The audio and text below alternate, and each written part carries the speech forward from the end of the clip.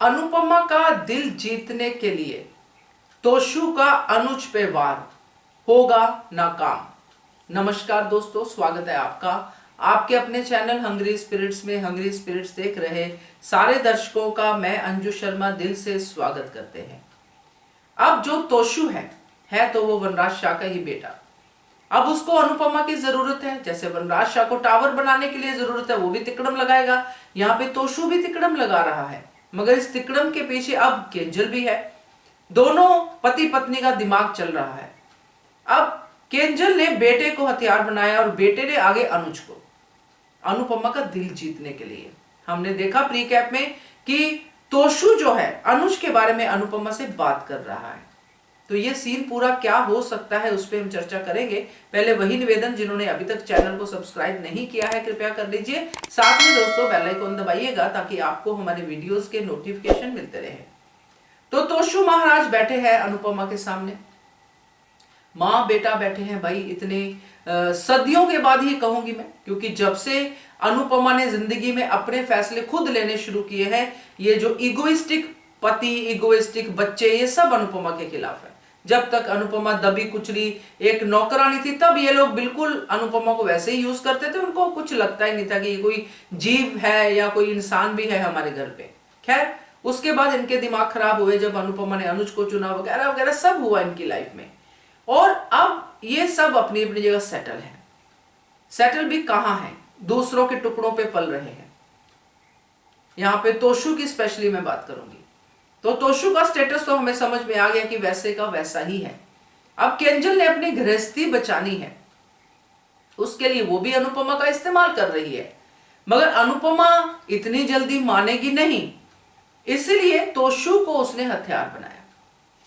अब तोशु को क्या करना है? तोशु ने यह समझा, जैसे ये लोग सोचते हैं, तोशु जैसे लोग जैसा सोच सकते हैं कि अनुज ने तो मेरी मम्मी के साथ बहुत बुरा किया है, तो मैं अनुज की बुराई करता हूं। मैं अनुज के बारे में मम्मी को बताता हूं कि मम्मी आपका 5 साल से अनुज ने पता नहीं लिया।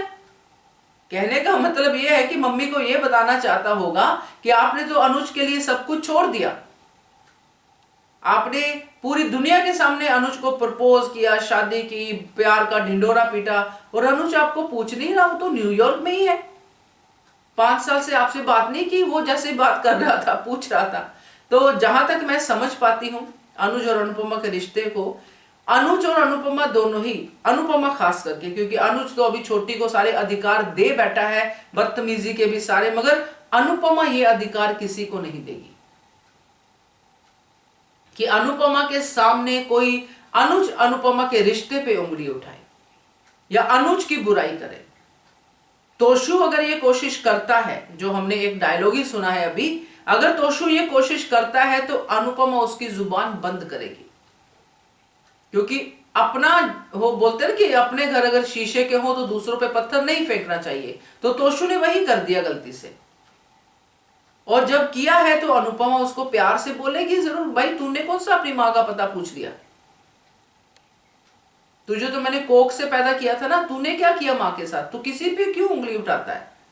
और जो भी अनुपमा के मन में अनुज के लिए रिस्पेक्ट है, जो आज भी है, उसके ही हिसाब से वो तोशु का मुंह बंद करेगी। और तोशु का ये जो हथियार है, होता है ना, कई लोग ऐसे हथियार यूज करते हैं कि मम्मी के और पास जाने के लिए, जो मम्मी को अभी जिसका गम है उसी की बात करते हैं, उसी की चुगली करते हैं, ताकि मम्मी का मन से पता चले कि क्या सोचती है और मम्मी को लगे कि ये तो मेरा दर्द समझता है मेरा बेटा। मगर ये हथियार काम नहीं करेगा दोस्तों। आई एम वेरी श्योर कि तोशु का मुंह तो अनुपमा बंद करेगी कि तू अपने मतलब की बात कर भाई, अनुज पे क्यों जा रहा है, तू बोल तू क्या चाहता है।